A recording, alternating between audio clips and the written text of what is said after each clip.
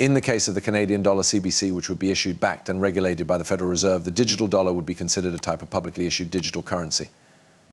In addition, the government of the United States would have full faith in and support for the notion of the global community CBC. This has the potential to serve as an alternative to the many different types of payment methods that are now in use. There would be a variety of benefits that would be offered by it, such as the capacity to settle payments promptly, the supply of a medium for international transactions, and the promotion of wider financial inclusion. It has been reported that more than 130 countries have initiated the process of developing their very own digital currencies, which are supported by their respective governments.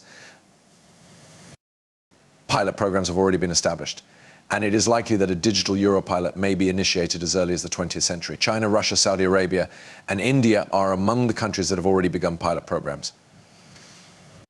In the meantime, the United States of America continues to fall behind in spite of the fact that there is a growing and clear awareness regarding the characteristics of digital money. It was the Congress of the United States of America that was the first to utter these incredibly beautiful words. In order to make this point abundantly apparent, the Congress of the United States of America has unambiguously stated that the use of XRP is legal within the borders of the United States. Banks and other types of financial institutions are not the only ones that fall under this category. The utilization of XRP for transactions that take place within the United States, as well as those that take place in other countries, has received significant support, particularly from the Federal Reserve of the United States of America. What are the reasons that this is so significant? Congress of the United States recognizes that there has been a change on a worldwide scale. Through the utilization of the XRP ledger in cooperation with Ripple Technologies, a number of countries, including as Brazil, India, China, and others, are making headway in the direction of the formation of their central bank digital currencies. Neither the United States of America nor any other nation would like to be left out of this trend.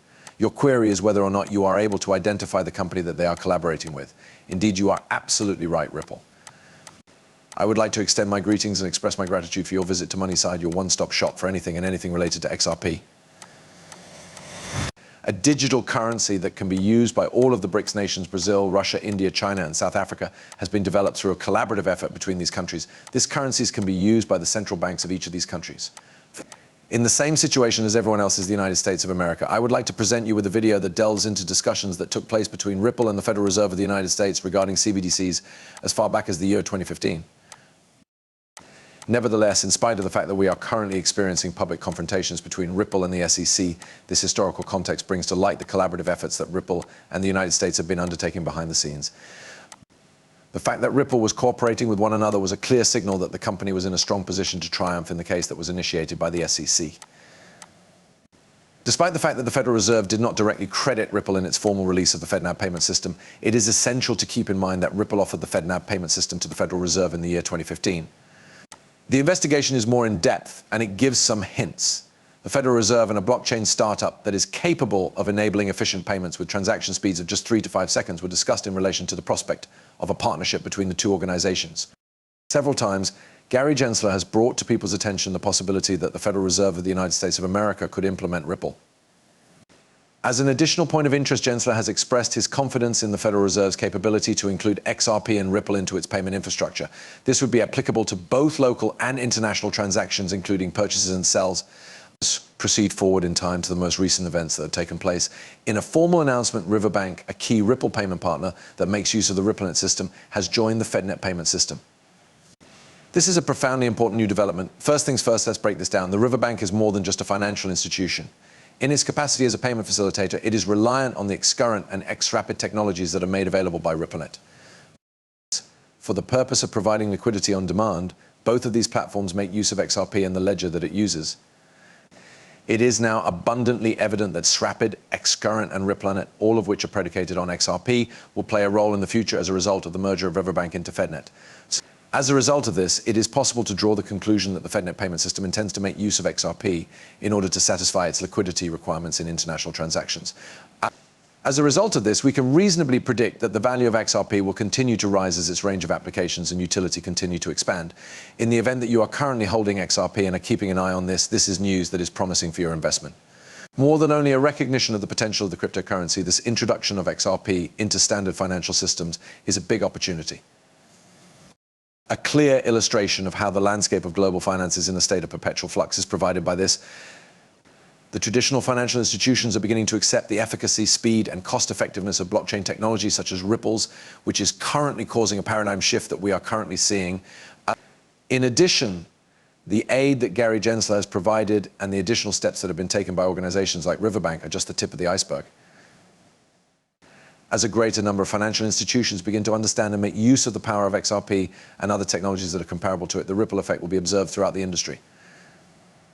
For those of you who are keeping an eye on me, I have some extremely exciting news to share with you before we go any farther. At this very moment, I am holding a giveaway of XRP. Simply following these 3 simple actions is all that is required of you in order to take part.